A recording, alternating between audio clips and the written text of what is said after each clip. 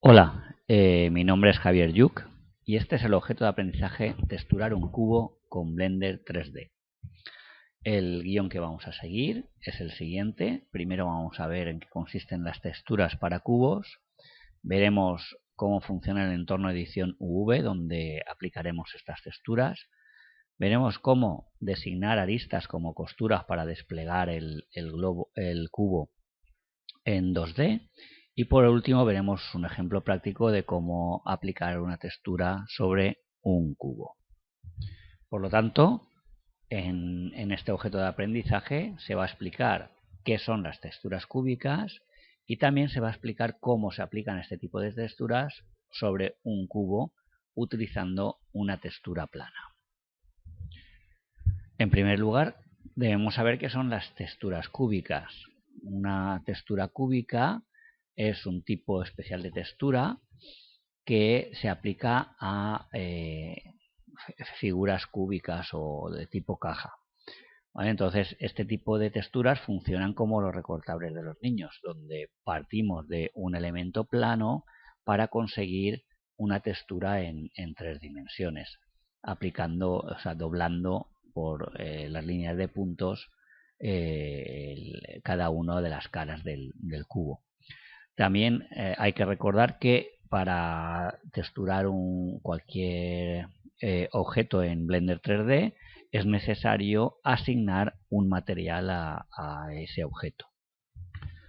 Para explicar todo el proceso vamos a ver en Blender 3D utilizando la escena inicial con un cubo y vamos a ver cómo pasamos a un entorno mucho más en el que es mucho más sencillo aplicar las texturas.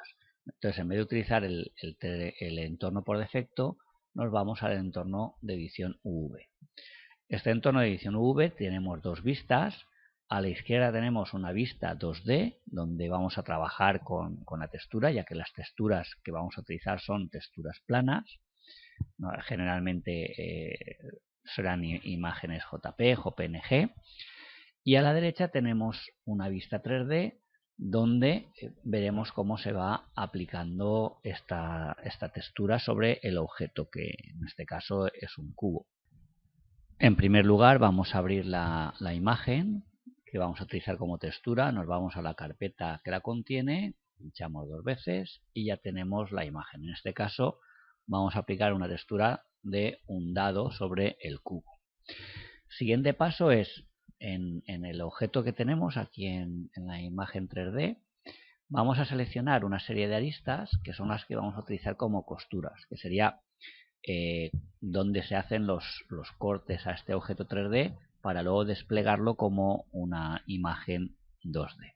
Entonces vamos a poner aquí la vista con estructura, donde tenemos las aristas, nos vamos a modo edición, pasamos aquí a modo edición y ahora aquí vamos a seleccionar aristas. Entonces seleccionamos esta de aquí,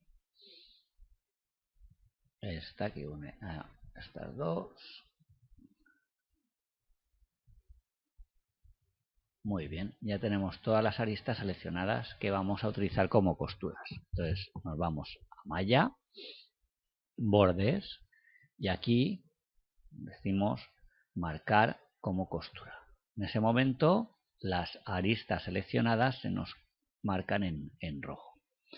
Siguiente paso sería, utilizando la tecla A, seleccionamos todas las aristas del cubo y le decimos malla, desplegar UV, desplegar. Y ahora aquí en la parte izquierda ya tenemos el cubo desplegado como un objeto 3D. Siguiente paso ya es hacer coincidir cada una de las caras del cubo con las caras de la textura. Y aquí podemos aplicar todas todas las transformaciones que se aplican en 3D. G para trasladar, S para escalar y R para rotar. Por ejemplo, si hacemos R90, le aplicamos una rotación de 90 grados. Si ahora le hacemos una traslación en X, GX, podemos moverlo para situarlo más o menos en esta posición. Ahora le aplicamos un escalado en X para que sea del mismo tamaño. Volvemos a trasladarlo en X. Ahora hacemos un escalado en Y, S, Y, para que sea el mismo tamaño.